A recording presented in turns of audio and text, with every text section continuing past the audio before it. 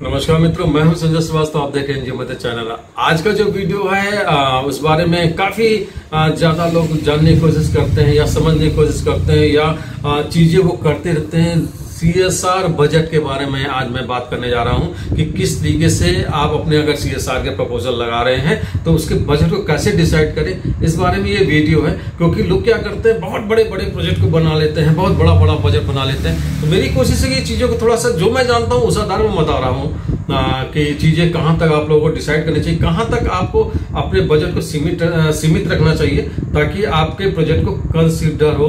Otherwise 100, 200, 500 crore के project बनाने से कोई फायदा नहीं है।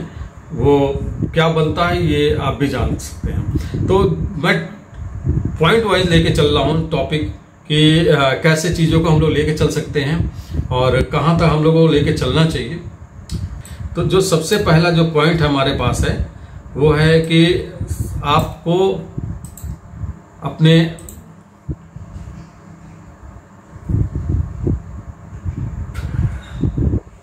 आप अपना बैलेंस शीट उठाइए पीछे 3 सालों का, उसका इनकम एक्सपेंडिचर वाला पार्ट रख लीजिए, रिसीप्ट पेमेंट वाला पार्ट रख लीजिए और आप पीछे 3 सालों के बैलेंस शीट का टर्नओवर को देखिए, क्या टर्नओवर आ रहा है। उस टर्नओवर को कैलकुलेट कीजिए, एक एवरेज निकाल लीजिए। आपका बजट ऑलमोस्ट इस जो एवरेज आया इसके इर्द गिर्द या इससे कम ही होना चाहिए। 50%, 60%, 70% तक ही होना चाहिए। उससे ज्यादा अगर आप करते हैं तो फिर आपकी ऑर्गेनाइजेशन को कंसीडर करने में लोगों को दिक्कत होगी। करने को होता होगा लेकिन जो कंसिडरेशन लेवल होता है उसके बारे में जो मैं जानता हूं वो मैं बता रहा हूं आपको कि अगर इतना करते हैं तो आपके ऑर्गेनाइजेशन को माना जाएगा कि आपने अच्छा प्रपोजल बनाया है और अपने एनजीओ के अकॉर्डिंगली बनाया, उसकी कैपेबिलिटी के अकॉर्डिंगली बनाया हुआ है, मतलब जो उसकी योग्यता है उसी हिसाब से बनाया। तो इन चीजों को अगर आप ध्यान रखेंगे तो हो सकता हो कि आप लोगों को थोड़ी सी इस विषय में सफलता मिले। फिर दूसरा जो इसका टॉपिक है कि check the CSR company spent on particular segment.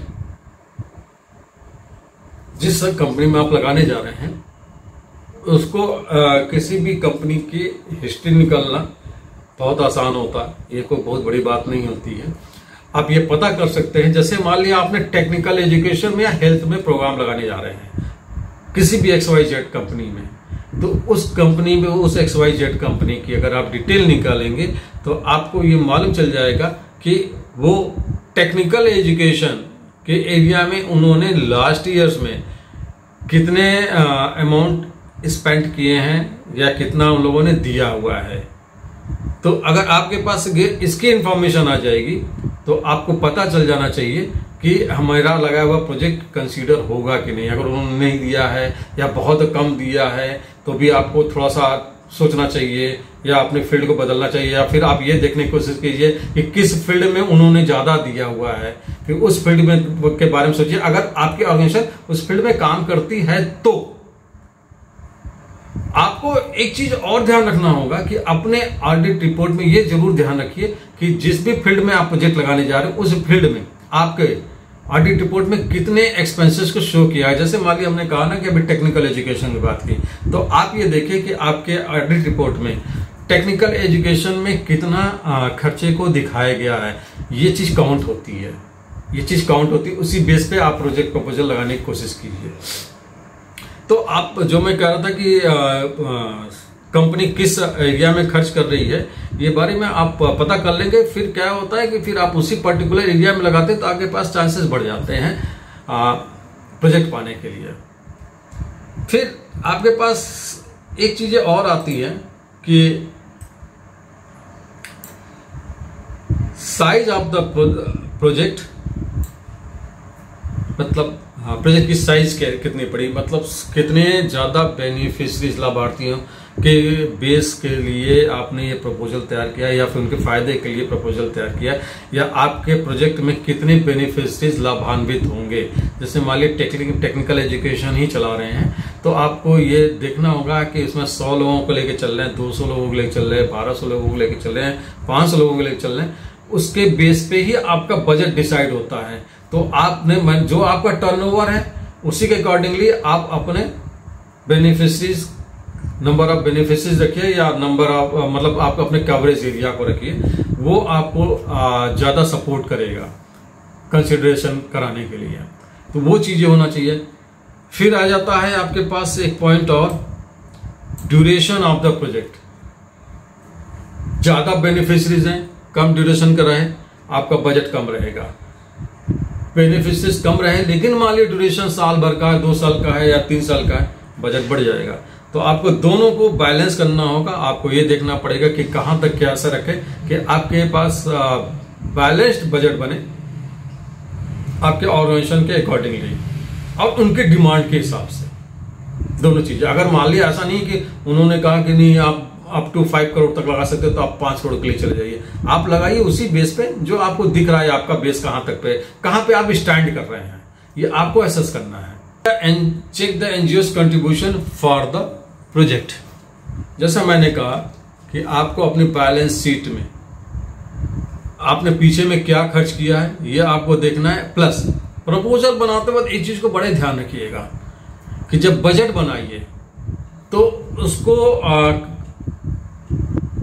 हर एक हेड के बनाते वक्त, जैसे मान लिया आपने एजुकेशन के लिए मटेरियल खरीदा, सपोज 10,000 रुपए खरीदा, तो आपने कहा 10,000 रुपए का मटेरियल। एनजीओ कंट्रीब्यूशन कितना है ये आप उसी लाइन में आगे लिखेंगे कि 2,000 है, 5,000 है, 1,000 है, जो भी हो परसेंटेज के हिसाब से वो आपको क्लियर करना चाहिए कि टोटल आपने उस प्रोजेक्ट में आपके एनजीओ का कंट्रीब्यूशन क्या है। ये बहुत मैटर करता है, ये बहुत ज्यादा मैटर करता है। आपको इन चीजों को जरूर ध्यान रखना चाहिए जब भी बजट बना रहे हैं, कोई भी सीएसआर का प्रपोजल बना रहे हैं। तो ऐसा नहीं कि सभी पूरा आपने 100% डाल दिया तो कंपनी ने कहा कि भाई आपका फिर इंटरेस्ट कहां पे इन्वॉल्व हुआ जब आपने सब कुछ मेरे पे डाल दिया। तो ये चीजों को आप ध्यान रखिए। कुछ पॉइंट और भी है जो कि बहुत ज्यादा इंपॉर्टेंट है, मैं अभी आपको बताने वाला हूं। जो मैंने आपको कहा कि प्रीवियस एक्सपेंसेस, इसमें है कि also check the previous expenses done for the particular project to justify the NGOs effort for the same project earlier. मतलब हमने उस टेक्निकल एजुकेशन जो मैंने कहा कि ये प्रोजेक्ट माली लगाने जा रहे हैं, तो उसमें हम लोगों ने पहले क्या खर्च किया, ये मैंने अभी बताया, आपके ऑडिट रिपोर्ट दिखाएगा।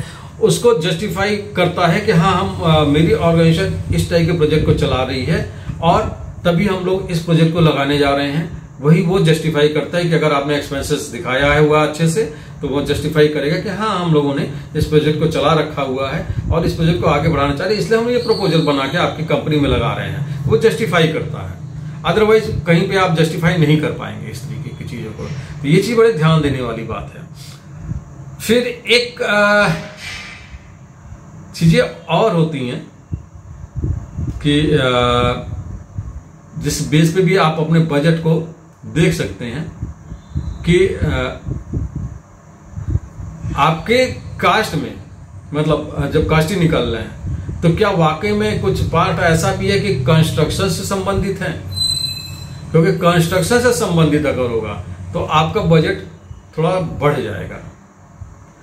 अगर कंस्ट्रक्शन की जरूरत नहीं है, आपको सिर्फ ऑपरेट करने की जरूरत है, तो आप लोग कंस्ट्रक्शन से संबंधित प्रपोजल न तैयार करें या न लगाएं तो ज्यादा अच्छा होगा, क्योंकि कंस्ट्रक्शन का प्रोजेक्ट बनाते वक्त फिर आपको बहुत सी इंफॉर्मेशन आपको देनी पड़ेगी और सारी चीजों को जस्टिफाई करना पड़ेगा।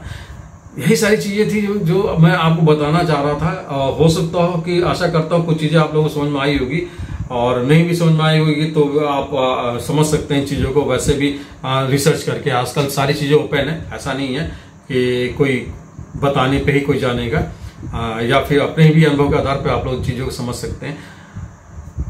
यही सारी चीजें मैं बताना चाह रहा था। नमस्कार, जय हिंद।